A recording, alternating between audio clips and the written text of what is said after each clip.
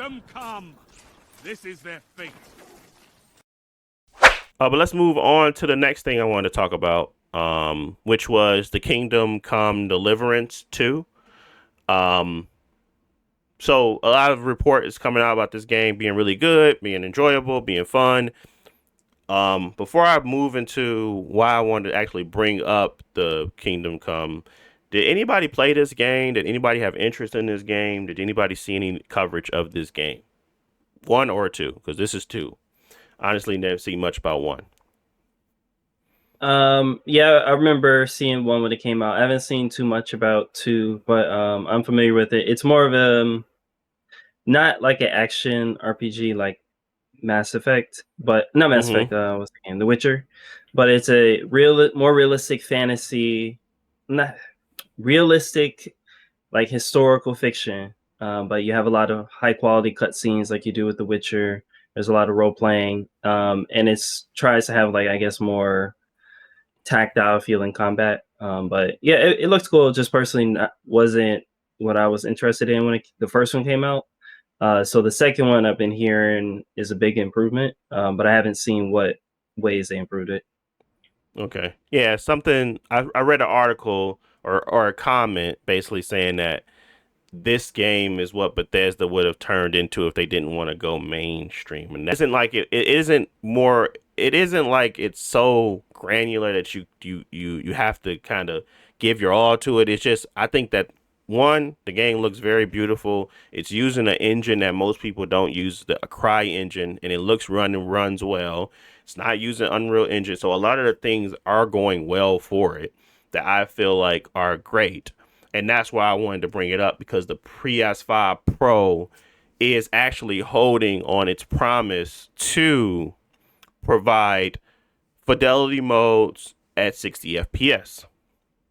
Now, as you all know me, um 60 FPS is the goal. Is I don't need to go above it. Only time I need to go above it is in like shooters, and those have been able to hit 120 FPS on consoles for a very long time, especially the ones that are more mainstream. So I never had a need to feel as if I needed to go above 60 on like small games or AAA games or games that are more so single player or whatever.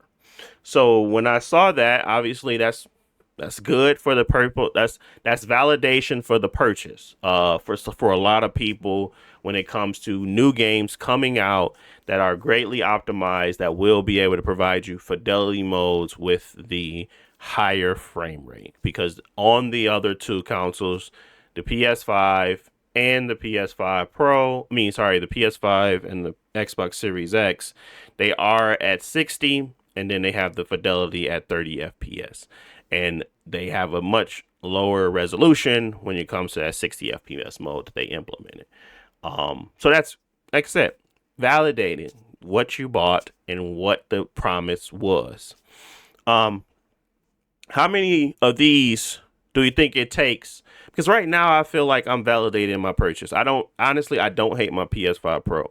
I feel like it is giving me the best experience, and I'm glad I did not buy most of their catalog before I started to actually I didn't buy a lot of their catalog. Like the last game I bought from them was God of War Ragnarok. And then I stopped buying their games for a very long time. Any of their single player focused AAA games, I didn't buy them.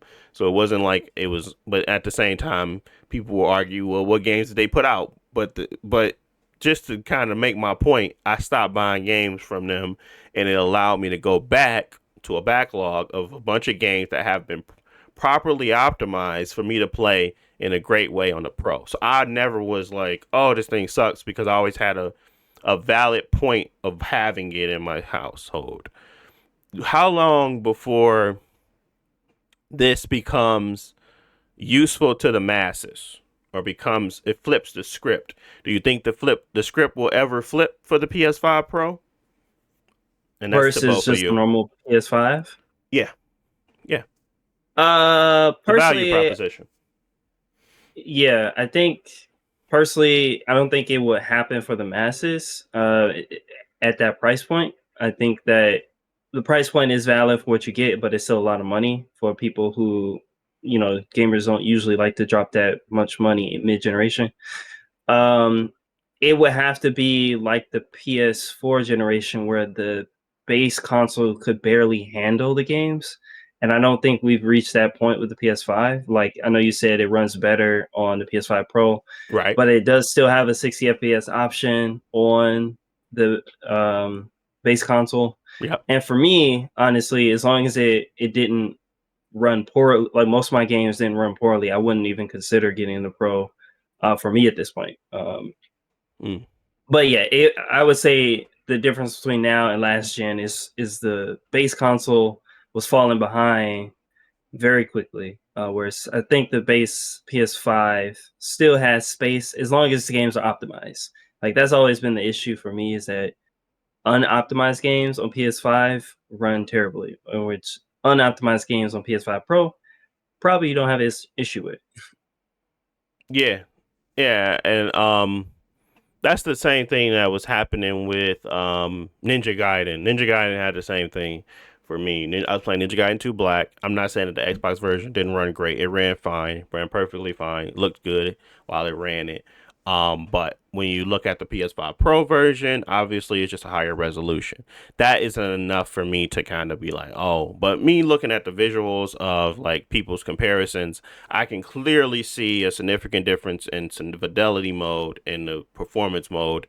And it did not just include a resolution bump, it included ray tracing, it included better more basically more uh background detail, clarity, and like more um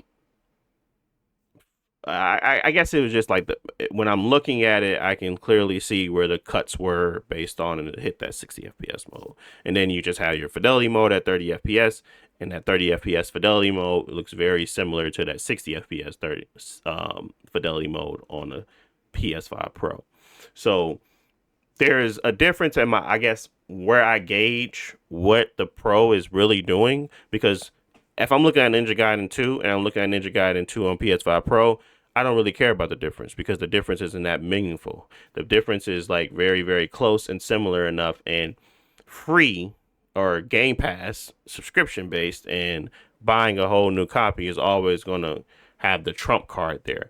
But there is times where if maybe, for instance, the Pro is getting a similar copy of the same game like Doom Dark Ages, and there is a better high resolution bump in ray tracing or whatever due to the fact that they have PSSR, because of the fact that they have better ray tracing capabilities, or maybe just better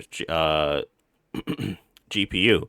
Those types of differences is where it becomes okay. Maybe I pick it up on this then, because I still know it's going to be properly optimized for both consoles, and that's really the goal. Like I take the PC out of it simply because when I booted up Ninja Gaiden 2 on my PC, I had stutter issues. I had I had problems, and I just like, bro, I don't need this. I don't really need to go through this on the PC. Even though it fixed it not that long after, it just was like it's very, very inconvenient for me to have to deal with these types of problems, locking it to 60 FPS, looking up what's causing issues when I don't necessarily need to do it. So optimize wise is a big factor when it comes to what I'm buying my games on. And the Pro being optimized on the count in the console space, reason why it's still they're still the biggest place to play games because of that optimization. I'm going to go for the one that I guess kind of has the ability to provide a better experience. And now that we may be seeing a crossover approach from Xbox, I do think that that could become the place to play console games, especially when you're getting both. You don't have to worry about PlayStation you're not being able to play a PlayStation game because you got the console, and you're not gonna be worried about the Xbox games because you got the console that Xbox is sending their games to anyway. So when I talk through Kingdom Come and Deliverance, I do keep that perspective, and I'm not saying that gotta change y'all opinion, but I do think it's gonna change a lot of others, where it becomes a thing where if they're not doing, like I said, going back to my point about if they're not doing the right things to differentiate themselves to the point where Sony can't keep up with them anyway. It does become a problem if you got a better machine out there today. Obviously, big games are coming out this year. Doom, Grand Theft Auto, Ninja Gaiden 4. All these games are still going to be coming over to that Xbox. You got Indiana Jones coming pretty soon. What that optimization looks like. So that story is going to start painting itself. I'm just trying to let you know the how many times that had to happen before that PS5 Pro becomes more enticing than the Xbox I Series think X. no, I think that that's valid, but I think Xbox has already lost the power narrative the first year of this generation. Like nobody is buying the Xbox version for power. They're buying the Xbox version because they got the Xbox version or it's on Game Pass. Mm, That's where I think it's at. I think the PS5 Pro is just mostly. So there are a lot of people that have both, but I'll put it this way: if you already have for PS5 Pro, you have to. I'm sorry, if you already have PS5, the battle is convincing people to upgrade to the Pro. And I think as long as they're happy with the performance on the base console, they're not going to switch. But it just depends because I've seen a lot of games from PlayStation that are exclusive, like Rise of Ronin or Final Fantasy. They were only targeting one console, and it still came out with poor performance. And other games, like directly from PlayStation, always have good performance. So it's kind of I don't know. It's in a weird space where there are outliers that definitely run better on the Pro. yeah, But if I'm gonna buy a console for Doom, the Dark Ages, let's say I don't have any console, Doom Dark Ages. If I buy a PS5 discounted and Doom, I'm gonna have a good experience because it's gonna be optimized, it's gonna run well. Or I can spend the extra couple $100 to get the Pro, but it's not gonna benefit for Doom.